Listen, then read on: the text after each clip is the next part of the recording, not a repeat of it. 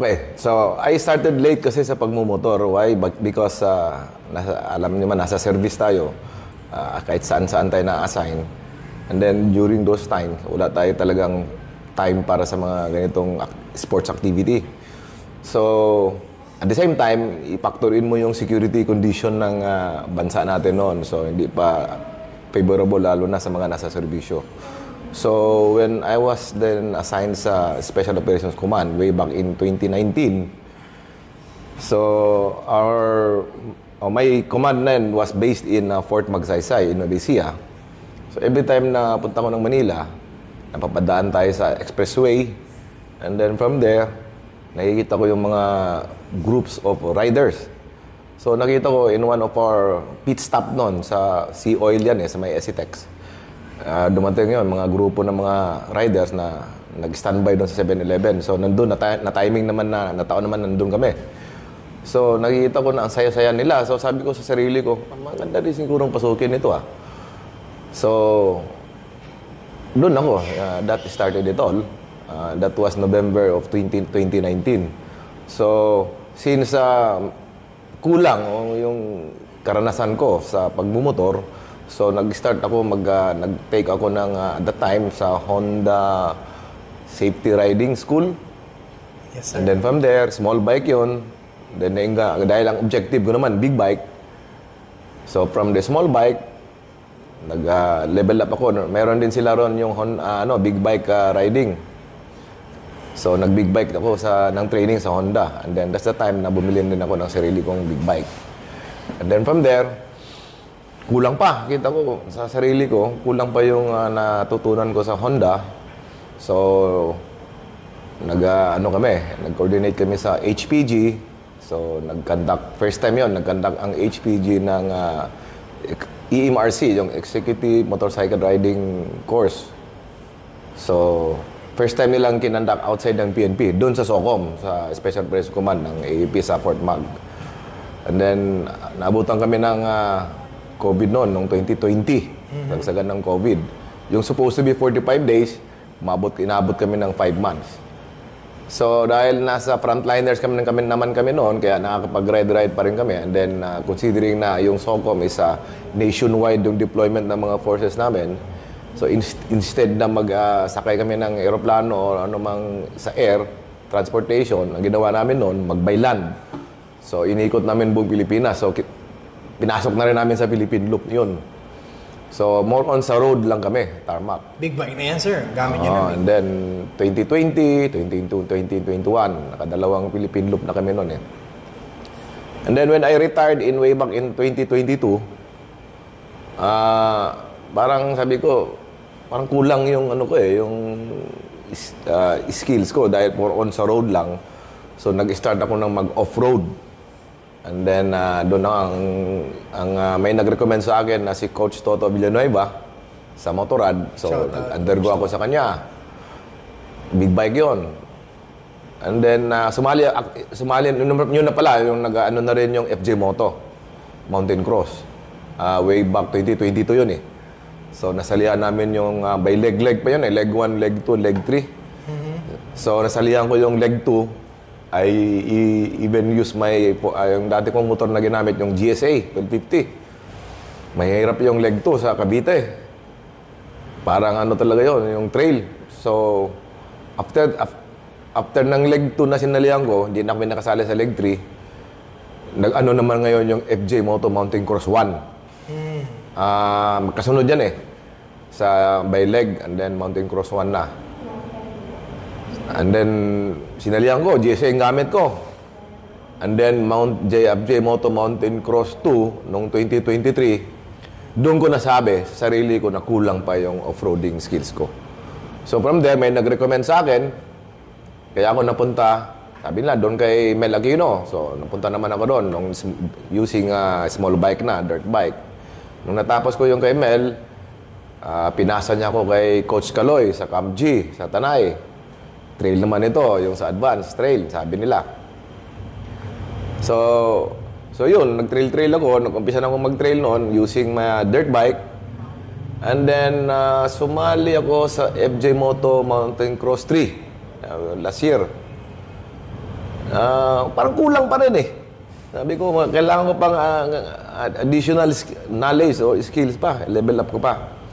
Kasi, considering the fact na late nga ako nag-umpisa ng nitong pagmumotor-motor. So, mali nga yung ano ko, di ba? Umpisa, big bike na kaagad, bago nag-dirt bike. Supposed to be the other way around, di ba? So, may nag-recommend na naman sa akin na kung gusto mo pang i-level up pa yung off-roading skills mo, doon ka kay Sam Tamayo. So, here I am now with MMF, kay Coach Sam Tamayo. So, in fact, I started this mga last December kasi preparation ito for FJ Moto Mountain Cross 4. Yes, for. Ito na, which is, I joined ito lang last February. So, as of now, naka 14 session ako kay Coach Sam. And napansin ko, dahil level up naman ito na training, parang consider ko na advanced na to masyado dahil motocross na. Which is, ngayon ko lang din nalaman, eye-opener, dahil hindi naman ako well-versed sa mundo ng, ng off-roading, na ang motocross pala is the mother of all off-roading. So yun, ang dami kong natutunan ngayon rito, yung mga 4 fundamentals na always in-emphasize ni Coach Sam, yung mastery of control, balance, technique, and threshold. So dito lang nagre-revolve yung ginagawa namin ngayon with Coach Sam. So napansin ko na nakailang session na ako kay Coach Sam, yung pagtitrail ko ngayon, kasi I'm doing trail riding using dirt bike, halos weekly yan since 2023. Weekly talaga yan. Kasi as retired, wala naman akong ginagawa. Ito na lang. So, dito na parang nasa-challenge ako sa sarili ko. Kasi bakit? Every time mag-trail ako, hapong-hapo ako. After the trail. Ang playground naman namin yan. Diyan lang naman sa Antipolo. Yung mga trail sites dyan. So, lately, na-observe ko, with the training with Coach Sam, parang hindi na ako gaanong napapagod. Hindi yung word na hindi na gaano di tulad dati. So meaning, sabi ko, something is happening sa system ko. may ano bang tawag mo dyan? Nag-evolve ako.